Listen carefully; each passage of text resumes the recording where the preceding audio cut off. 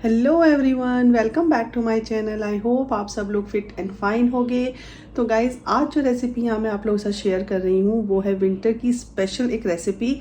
हाँ, है ये स्पेशली नॉन वेजिटेरियन जो है उनके लिए, बट इसको ट्राई ज़रूर कीजिएगा गाइज़। और आप देखेंगे अगर आपको कफ एंड कोल्ड है तो उसमें कितनी जल्दी आपको उसमें रिलीफ मिलता है।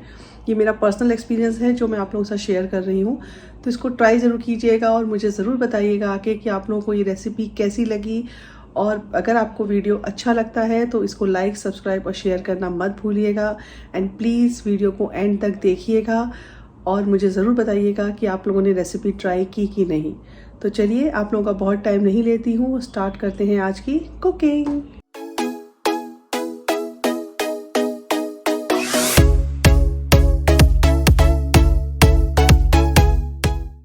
तो जैसा कि मैंने आपको पहले बताया कि ये रेसिपी बहुत ही क्विक और बहुत ही इजी है बनाने में। और गाइस, इसमें हम बहुत ही कम इंग्रेडिएंट्स इस्तेमाल कर रहे हैं। तो यहाँ मैंने सबसे पहले एक प्रेशर कुकर लिया है, उसमें मैं डाल रही हूँ मस्टर्ड ऑयल।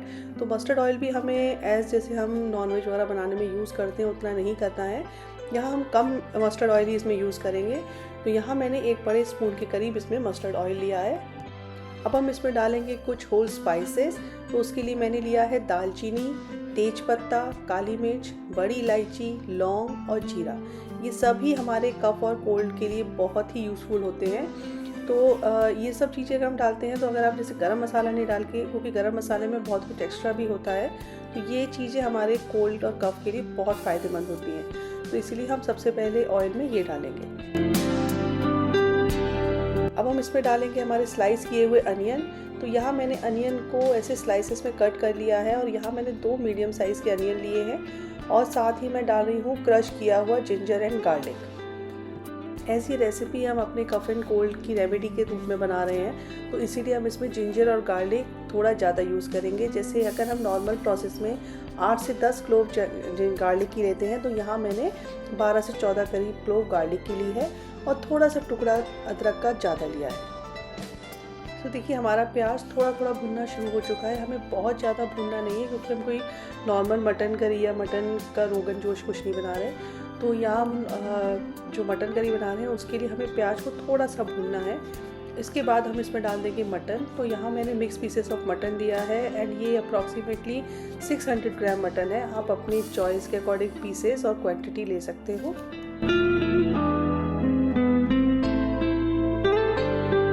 देखिए, करीब 5 से 10 मिनट मटन को अच्छे से भुनने के बाद हम इसमें डाल देंगे पानी। तो पानी हम इसमें थोड़ा ज़्यादा डालेंगे क्योंकि हमें सूपी टाइप का मटन चाहिए इसमें।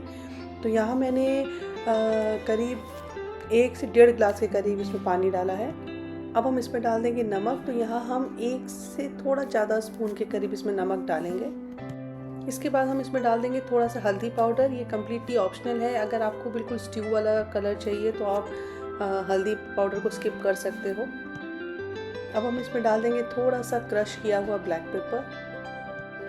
अब हम इसमें डाल देंगे ये धनिए का जो कोरिएंडर लीव्स होती है उसकी स्टेम, अगर आपके पास हो तो उससे क्या है कि सूप जब बनता है उसमें उसी समय उसमें डाल दो तो बहुत ही अच्छा फ्लेवर आता है। अगर आपके पास नहीं है तो ये कोई हार्ड एंड फास्ट रूल नहीं है, बट अगर धनिए की स्टेम अगर आपके पास रखी हो तो उसको बारीक चॉप करके अगर आप डाल देंगे तो फ्लेवर बहुत ही अच्छा आता है। अब इस पॉइंट पे हम लगा देंगे कुकर की लिड को और हाई फ्लेम पे इसको 1 से 2 विसल होने के बाद थोड़ी देर तक लो फ्लेम पे 2 से 3 विसल तक कुक करेंगे।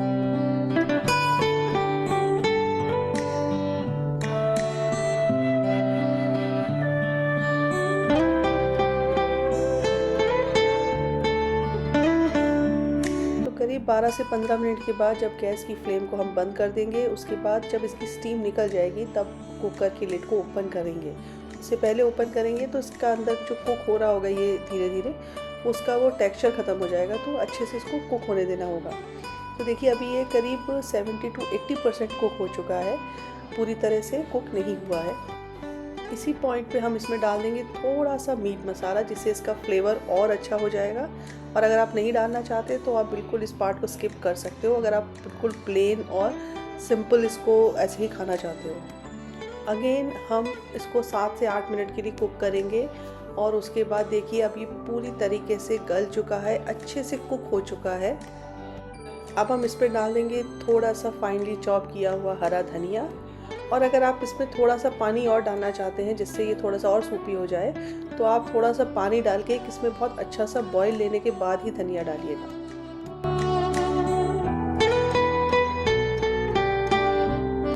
ये हमारा मटन सूप बनकर तैयार है। इसको गर्मा गर्म सर्व कीजिए और सर्व करते समय इसमें ऊपर से थोड़ा सा अगर आप प्योर घी भी डाल देंगे तो बहुत अच्छा होगा आपके थ्रोट के लिए। तो इसको ट्राई ज़रूर कीजिएगा गाइस। और विंटर्स में अगर आपको कफ एंड कोल्ड नहीं भी है तो भी इसको ज़रूर ट्राई कीजिएगा, क्योंकि इट टेस्ट यम। आपको बहुत अच्छा लगेगा और बहुत रिलीफ मिलेगा कि विंटर्स में जब ऐसा गरम गरम खाने को मिलता है तो बहुत ही अच्छा लगता है। तो आप इसको ऐसे भी इंजॉय कर सकते हैं और चाहे तो रोटी या पराठा किसी के साथ भी इंजॉय कर सकते हैं। इसको ट्राई ज़रूर कीजिएगा और मुझे ज़रूर बताइएगा कि आप लोगों को ये रेसिपी कैसी लगी। तो चलिए अभी यहीं पे करती हूँ मैं अपनी वीडियो का एंड और मिलती हूँ आपसे एक नई वीडियो में एक बहुत ही मस्त और टेस्टी रेसिपी के साथ। Till then bye bye, take care.